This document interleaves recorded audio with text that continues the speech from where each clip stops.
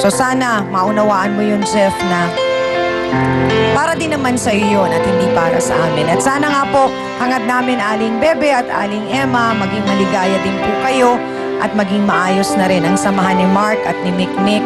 At ganun din sa inyo po, Ate Vilma. Sana po ay magkasama rin po kayo madalas ng inyong mga anak at makausap po ninyo sila. Napangako. Maraming salamat sa ating po mga bisita. Amina na po tayo mga kapatid, anong aral na naman po ba ang nais ipaalam ng isyong ito?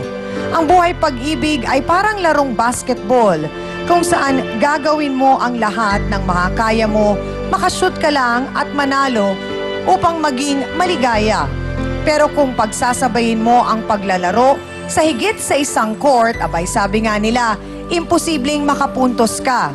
Isang punto rin po sa issue ay ang pagbibigay galang at respeto ng kababaihan para po sa sarili. Ika nga, walang manloloko kung walang magpapaloko at maging mapagmasid sana at huwag magpabola nang hindi po maagrabyado sa bandang huli. At para po sa ating face-to-face, heart-to-heart thought for the day, ang buhay parang basketball. Mafa-foul ka pag nanadya kang manakit. Maraming salamat po sa inyong lahat mga kapatid. At syempre, sa iyo din, Hans Mortel, ang aking co-host sa Dance Squad. Sa mga napagod na si P1 at P2. Sa ating pong pinakamamahal na trio, Tagapayo. Ang ating po mga sausawero at sausawera at mga kapatid po natin dito sa Anilao Port Area, Barangay Anilao Proper, Mabini, Batangas City. At higit sa lahat po sa ating mga bisitang pinili pong pag-usapan ang kanilang issue dito po sa ating pong programa. At bago lang po tayo tuluyang magpaalam, gusto ko lamang pong tawagin si Honorable Mayor Attorney Nilo M. Villanueva. Sir, magandang umaga po sa inyo at maraming salamat po. Maraming salamat, Ma'am Ami.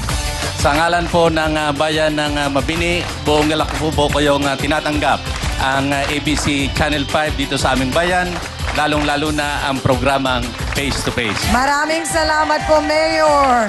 Isa pong napakalaking karangalan na kayo ay naandito at ito pong programang ito ay labis na makatutulong sa aking bayan sa pagpapaunlad ng turismo dito. Ay, maraming salamat din po. At syempre, abay, bilang pasasalamat po namin, meron po kaming munting regalo sa inyo. Ito po ang aming face-to-face flag. Bilang pagpapatunay na kami po ay nakarating na dito. At meron din po kaming t-shirt para sa inyo na nakalagay, Certified Sausawero ako. Maraming pong salamat at bilang pagtanaw po ng aming utang na loob sa inyo, ay marapat po ninyong tanggapin ang aming munting alala. Ay, marami pong salamat. Naku, napakagandang bayong naman ito. Thank you po kay Mayor Nilo Villanueva. Maraming salamat po dito sa inyong regalo. At syempre, thank you very much. Maraming salamat po at maraming salamat din syempre kina Councilor Nancy Homorok, ang Committee of Tourism ng Mabini, Batangas, at sa lahat po ng mga tumulong at sumuporta para po maisakatuparan at maging matagumpay ang ating pong barangay face-to-face invasion dito po sa Mabini, Batangas. Maraming salamat din po sa inyong lahat. At abangan niyo po kami sa susunod naming paglusob sa inyong barangay, pag-uusapan at susolusyonan natin ang naging problema, one barangay, one region, and one island at a time.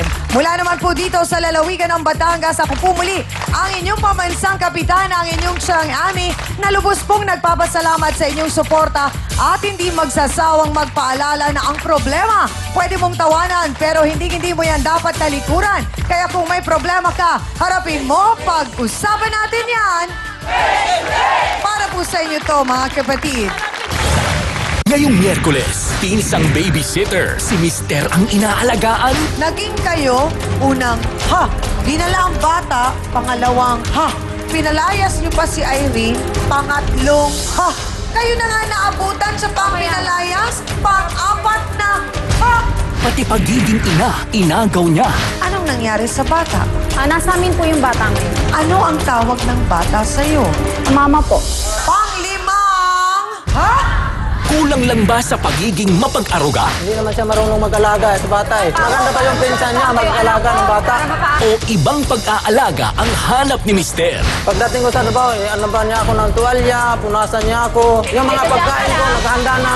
Ang hinahanap niya talaga ay yaya. Paano maaareglo ang isyu ng agawan? Bigay mo lang yung anak ko. Sayo mo, sayo mo. Ibigay yung anak basta, wag na kang magulo sa amin. Kasi maganda siya mag-alaga sa akin. Kayo pa rin. Face to Face, ngayong Miyerkules 10:30 a.m. dito lang sa TV5.